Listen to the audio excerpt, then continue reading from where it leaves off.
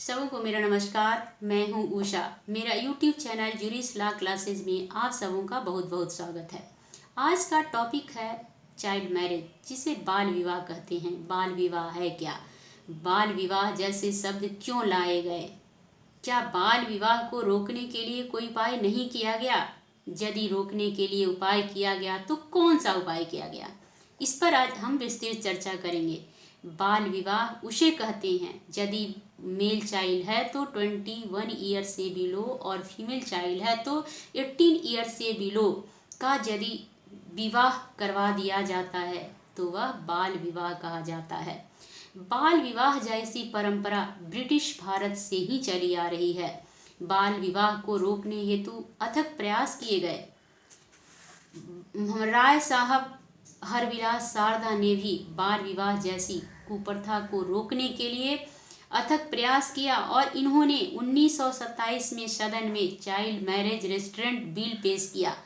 वर्ष 1929 में वह पास कर दिया गया और 1930 में चाइल्ड मैरिज एक्ट पारित कर दिया गया, जो कि पूरे भारत में लागू है।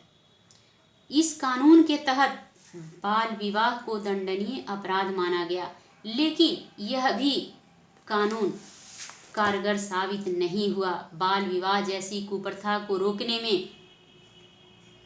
तो इसे बाद में रिपील कर दिया गया और वर्तमान में prohibition of child marriage act 2006 लागू है।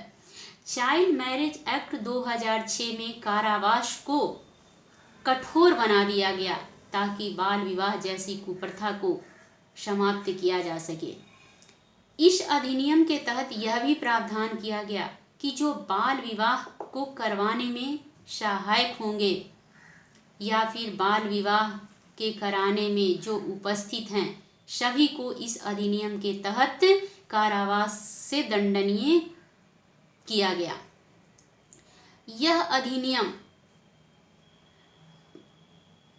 अधिनियम में यह भी प्रावधान किया गया कि एक बाल विवाह प्रतिषेध अधिकारी की नियुक्ति की जाए।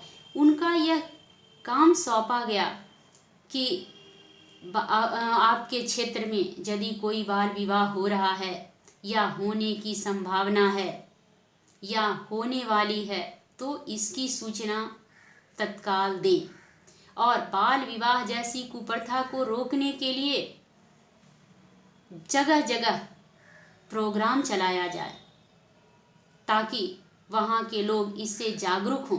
क्योंकि बाल विवाह जैसी प्रथा को नहीं रोका गया तो विकास संभव नहीं है। बाल विवाह के कारण अनेकों समस्याओं का जन्म होता है, जैसे आर्थिक समस्या, शारीरिक समस्या। बाल विवाह से उत्पन्न जो बच्चे होते हैं वो कुपोषण के शिकार होते हैं। ये माता पिता ही खुद परिपक्व नहीं होगा तो उनके बच्चे कैसे परिपक्व होंगे?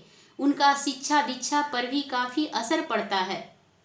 इसीलिए हमारा देश पिछड़ा हुआ है। इसीलिए बाल विवाह जैसी परंपरा को मिटाने में सबका सहयोग आवश्यक है।